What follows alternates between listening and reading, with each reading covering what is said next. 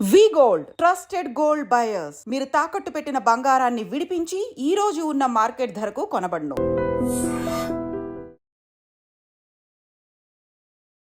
Welcome to iDream. నేను మీ భవ్య.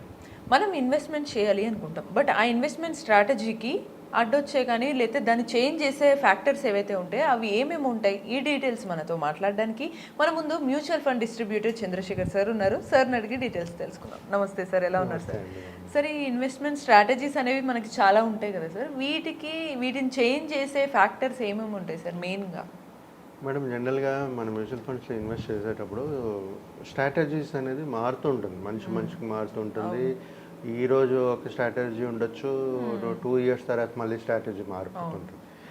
Factors ఏంటి అసలు, ఈ స్ట్రాటజీస్ ఎందుకు మారుతుంది అనేది ఒక ఫ్యాక్టర్స్ చూసుకుంటే, ఫస్ట్ వాళ్ళది ఫైనాన్షియల్ గోల్స్. ఫైనాన్షియల్ గోల్స్ అనేది ఇవాళ ఇన్వెస్ట్ చేస్తూ ఒక గోల్ అనుకుని స్టార్ట్ చేస్తారు, రైట్? 2 years తర్వాత అది మళ్ళీ ఆ గోల్ అనేది మారిపోయేటప్పుడు స్ట్రాటజీస్ కూడా మారిపోతుంటాయి. అది కాకుండా మేడం, రిస్క్ టాలరెన్స్. ఎప్పుడైతే మనం గోల్ సెట్ చేసుకుంటామో ఈరోజు ఇంత రిస్క్ తీసుకోగలను అనుకుంటారు, బట్ 2 years తర్వాత 3 years తర్వాత ఒక సమయం వచ్చినప్పుడు మళ్ళీ ఆ రిస్క్ అనేది తగ్గిపోవడం కానీ పెరగడం కానీ జరుగుతుంది. జరిగేటప్పుడు మళ్ళీ ఆ స్ట్రాటజీ అనేది మారిపోతుంది. ఇది కాకుండా మార్కెట్ కండిషన్స్, ఎకనామికల్ కండిషన్స్ కానీ, గ్లోబల్ ఫ్యాక్టర్స్ కానీ, ఇలాగ ట్రేడ్ వార్స్ కానీ, ఈ గ్లోబల్ ఎకనామిక్ కండిషన్స్ వల్ల కూడా వాళ్ళ స్ట్రాటజీ అనేది మారిపోతుంటుంది. ఎందుకు మారిపోతూ ఉంటుంది అంటే, మార్కెట్ అప్స్ అండ్ డౌన్స్ ఉంటాయి, వాళ్ళు చూసి భయపడచ్చు, లేకపోతే వాళ్ళ సోర్స్ ఆఫ్ ఇన్కమ్ తగ్గి ఉండొచ్చు, it can be any reason. So ఇదొకటి. ఇంకోటి ఏంటంటే ఒక టైం ఆరిజిన్. ఒక టైం ఆరిజిన్ ఎప్పుడైతే ఒక గోల్ పెట్టుకుని పెద్ద లాంగ్ టర్మ్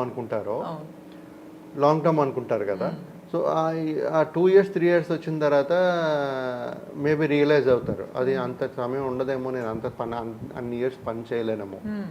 టైం హారిజన్ అనేది కూడా ఒక ఫ్యాక్టర్. స్ట్రాటజీస్ మారిపోతుంటాయి.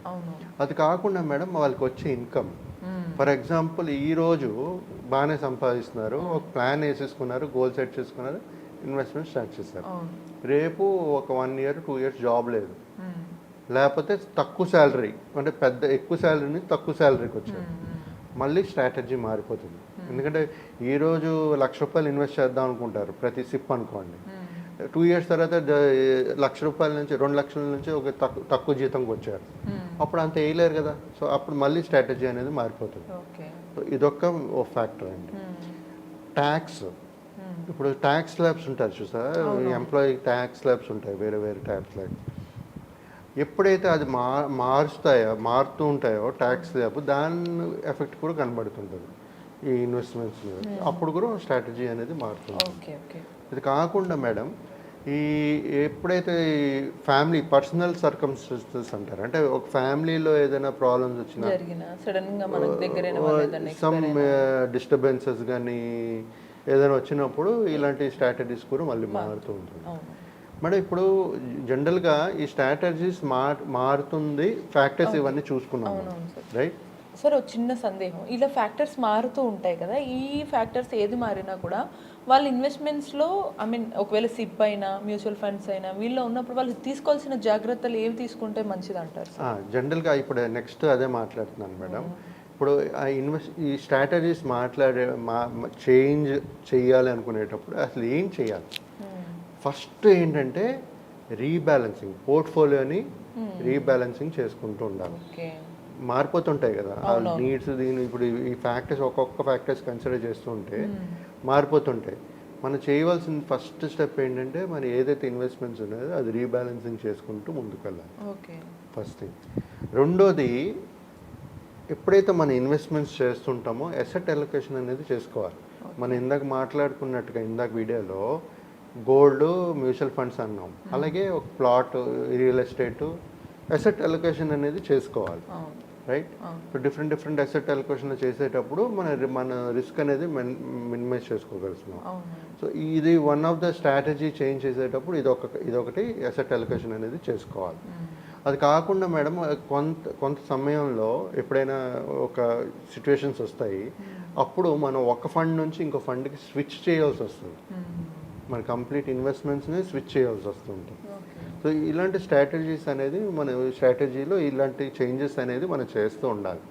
ఇది కాకుండా ఎప్పుడైతే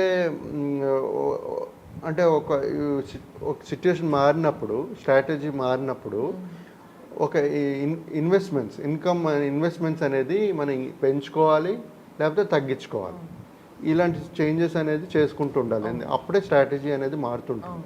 సో ఎప్పుడైతే నేను ఇందాక చెప్పిన ఎగ్జాంపుల్ ఎక్కువ సంపాదించిన వాళ్ళు తక్కువ సంపాదించేటప్పుడు ఆయన డబ్బులు ఇన్వెస్ట్మెంట్స్ అనేది తగ్గిపోతుంది. సో ఇలాగా ఇదొక మెయిన్ ఇంపార్టెంట్ ఇది మాట. స్ట్రాటజీ చేంజ్ చేసేటప్పుడు ఇలాంటివన్నీ చూసుకుంటూ చేస్తూ ఉండాలి. అది కాకుండా మేడం ఎప్పుడైనా ఇన్వెస్ట్ చేసేటప్పుడు ఏం చేస్తాం, మనం ఒక వెల్త్ క్రియేట్ అవ్వాలని చేస్తాం, రైట్? సో దానికి మనం ప్రతి ఒక్కరు ఇన్వెస్ట్ చేసిన వాళ్ళు ఏం చేస్తారు తెలుసా? ఇప్పుడు ఫస్ట్ ట్యాక్స్ ఎంత పడుతుంది, ట్యాక్స్ ఎగ్జంప్షన్ వస్తుందా అని చూస్తున్నాం. మనకి వచ్చే రిటర్న్ వచ్చేటప్పుడు కూడా ఎంత కట్ అవుతుంది అనేది కూడా చూస్తుంటారు. సో ప్రతి ఒక్కరూ ఇలాంటి చేసేటప్పుడు ఇలాంటివన్నీ చూసుకుంటూ చేయాలి. స్ట్రాటజీస్ మారుతుంటాయి కానీ మరి ఎక్కడైతే మనకు ఆప్షన్ లేదో ట్యాక్స్ ఎగ్జంప్షన్ చేయడానికి, సేవింగ్ చేయడానికి, మనం ఎక్కడైతే ఉందో అది చేసుకోవచ్చు. కానీ మనకు వెల్త్ కూడా క్రియేట్ అవుతుండాలి. అది కూడా చూసుకోవాలి. మీకు ఎంత వెల్త్ క్రియేట్ అవుతుంది, మీకు ఎంత ట్యాక్సేషన్ పోతుంది అనేది చూసుకుంటూ ఇంకా ఎంత మిగులుతుంది. So product to product compare చేసుకుంటూ మనం ముందుకు వెళ్ళాలి. సో ఈ స్ట్రాటజీస్ మెయిన్ ఫ్యాక్టర్స్ ఏదైతే మనం మాట్లాడుకున్నాం మేడం, స్ట్రాటజీస్ అనేది మారుతూ ఉంటుంది ప్రతి ఒక్క ఇన్వెస్టర్కి. సో అందుకే ఈ జర్నీలో, ఇన్వెస్ట్మెంట్ జర్నీలో మ్యూచువల్ ఫండ్ డిస్ట్రిబ్యూటర్ మళ్ళీ ఇంపార్టెంట్. చేంజెస్ ఉంటాయి, స్ట్రాటజీస్ మారుతుంటాయి. సో స్టిల్ మన గోల్ అయితే మారదు, ఆ గమ్యం అయితే మారదు. ఆ గోల్కి వెళ్ళాలంటే ఆ చేంజెస్ స్ట్రాటజీస్ మారుస్తూ ఎలాగెళ్ళాలనేది మీకు ఒక గైడ్ చేయగలుగుతాను.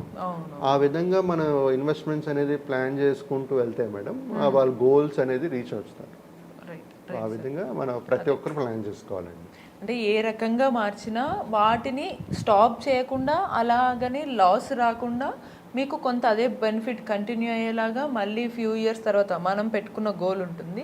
ఆ తర్వాత మీకు ఎంత ప్రాఫిట్ ఎలా వస్తుంది, ఈ గైడెన్స్ ప్రకారం చేస్తే ఒకవేళ మార్చాలనుకున్నా రిస్క్ ఉండదు అంటారు. హర్డిల్స్ ఉంటాయి మేడం, దాన్ని దాటి ముందుకు వెళ్ళడమే మన ప్రయత్నం చేస్తున్నాము. మన గోల్ రీచ్ అవ్వాలి. గోల్ అనేది ఇంపార్టెంట్. అక్కడ మన ఒక సన్ ఎడ్యుకేషన్ గోల్ పెట్టుకుంటే మనం ఏం చేయలేము, అది కావాల్సిందే మనకి. కాకపోతే స్ట్రాటజీస్ మారిపోతాయి, ఇన్వెస్ట్మెంట్స్ పెరగచ్చు, తగ్గొచ్చు, సమయం మారచ్చు, మన రిస్క్ అపెటైట్ మారచ్చు, అన్నీ మారచ్చు. సో ఇవన్నీ ప్లాన్ చేసుకుంటూ వెళ్ళాలి. ముందుకు వెళ్తే ఒక వెల్త్ అనేది ఆ గోల్ రీచ్ అవ్వగలుగుతారు ప్రతి ఒక్కరు. సో రిస్క్ అనేది ఎక్కడ ఉండదు, ఎక్కడ ఉండదు అని చెప్పేసి అంటున్నారు. కాకపోతే ఆ రిస్క్ని మనం కరెక్ట్ క్యాలిక్యులేట్ చేసి ప్రాపర్ గైడెన్స్ తీసుకుంటే కొంచెం ఆ రిస్క్ని తగ్గించే ఛాన్సెస్ కూడా ఉంటాయని చెప్తున్నారు. ఇటువంటి మరిన్ని ఇన్ఫర్మేటివ్ టాపిక్స్ కోసం కీప్ వాచింగ్ ఎడ్రీమ్.